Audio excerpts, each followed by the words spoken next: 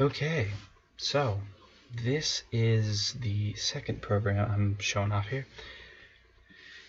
Uh, Basically, in this one, it is set up to design spells under a certain system. So basically, the general idea is you have three different sections of each spell that you can modify. You have the external bits, these like mid pieces, and then the center. And each one plays a sort of different role. The center is like what kind of spell you want. So say you want a fire spell, for instance.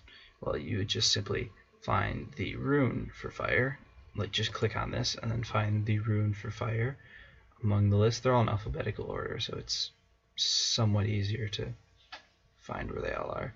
But anyway, I sort of know a bit more just from like playing with it a lot. So basically, once you have that done, so it's a fire spell, but you need to sort of give it some sort of more information than that. Like, okay, it's fire. What does it do? Is it like a spread around you? Do you light a target on fire? Are you shooting a fireball? And that is all sort of done with these like modifiers. So in this case, say we want it to just shoot at a ball. Okay, so you do a bolt. Fair enough. But that's not quite enough. And the reason why is that some things that you could apply to this, like other than shapes, you could apply in multiple different ways. Like say you have this fire spell. Maybe you want to improve its strength. How do you want to do that? Do you want to make it hit with more force? Do you want to make it fly faster? Do you want to make it burn hotter? All different possibilities for the thing. So you need to sort of say how you want this to be added into that spell. So in this case, you just sort of, so this one here, this corner is pointing to it, so this will determine how that is applied to the spell in general. So in this case, we're just making it into a firebolt, so just add in the shape rune, which is this. So now you have basic fireball spell. Base cost 5, super easy. Now, that's generally the way that all of these work.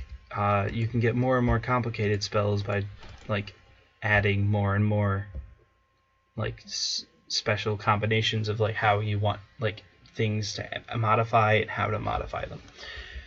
Now there's a bit more though. So you might see like this and think you'd be rather limited, like alright, you only have 4 possible additions, but that's not quite true. Basically this is just one like disc per se, one ring if you will, but you can do other ones. So say instead of this, instead of a fire spell, you just put in an allocation rune, so like for null. It's basically it's a 4, like a base 4 numbering system. So this is 0, 1, 2, 3, 4, and then it, like 0, like 1, 0 is then 5, and then 6, and etc. Strange. Anyway, basically once you have this, you can then go to a different one. So we were on 1 before, the first ring. Now if we go to the second one, we can then just put in the fire spell here and load in this allocation in place of that shape rune. And we can either load it in as shape, like we did before, and it'll load it in as a shape. It'll take all the shape elements, or any of the elements in there, which can be applied to shape, and do that. Or you can just simply do magic, and that will just apply all the effects in the way that they are applied in this one. So in this one, it's applied as a shape, so it's just going to be applied as a shape in this one. So this is the same effect as the other one, except it's spread across 2 rings. You can sort of stack this effect up by just having more and more of them.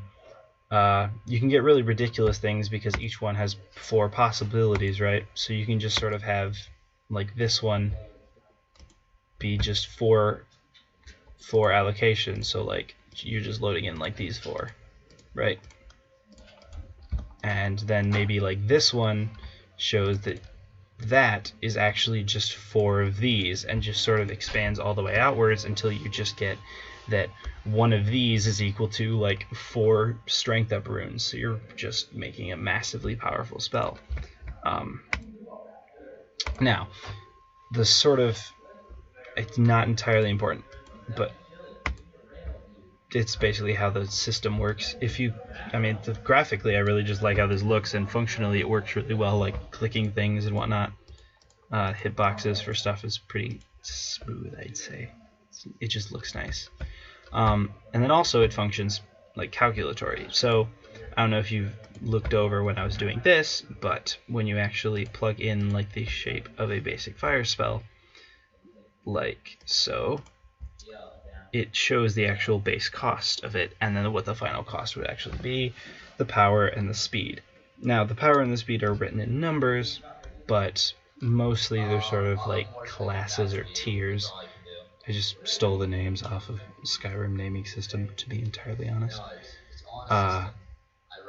But basically a lot of the spell thing is based on symmetry. So we have this here, this, like, these runes here aren't on this side, and they aren't like, these aren't, there's no symmetry in this whatsoever. It's completely one-sided. Now if you were to somewhat like try and balance it out by, say, put on the other side a shape of like AoE, alright? So now these are similar in that they both have this sort of flow and they're symmetrical, and as it actually decreases the multiplier on the cost. So now you're getting a spell that also hits an AoE and does like less cost, like multiplier, than you would have before. So just by making things more symmetrical, you can make them more efficient, which is good because making less cost spells is probably for your benefit. Now, you can also save and load them. I have a bunch that I've already saved, and you can just load in any of them. So this is Speed Vampire, for instance, probably on the first rank. Yep. This just exchanges the enemy speed, exchanges the enemy's agility, targets you, and then gives you more mobility. So you're just literally stealing their speed, which is pretty neat. Well, this is just exchange enemy, and so it's based in mobility, so exchanging the enemy's mobility for your own. Yes. Anyway, so you can clear, load things. Now there's also gemstones. So if I just load in Fireball, basic Fireball spell, you can just choose one of these gemstones, and basically all of them have their own different stats which affect the actual power levels and costs of the actual thing itself, and the fail chance, because there's a chance that this thing can backfire. There's some really good ones. Chaotic Catalyst is the most overpowered one of all, because it is super cheap and also gives a ridiculous power bonus. 1.9 times the power, 0.3, like 30% of the cost, 2 times the power, and it's extremely stable for rather low cost. So it's generally one of the best to go with. You can see just by applying this gemstone, it's already buffed it up to almost twice the power and even like almost twice the speed as well. And the fail chance is barely anything. So these can sort of affect things. Some of them are better than this one though.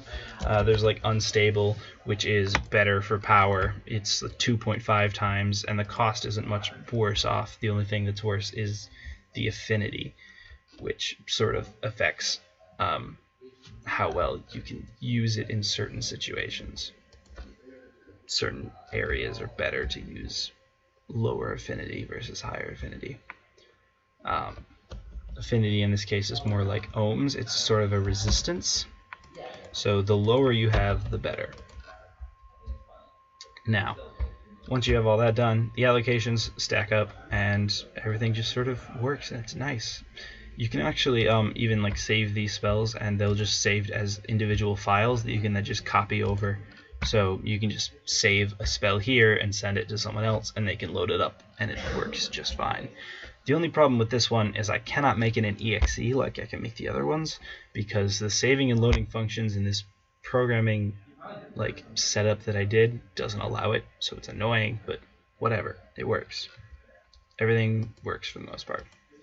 It's pretty cool, I think. Graphically, this is like the best one.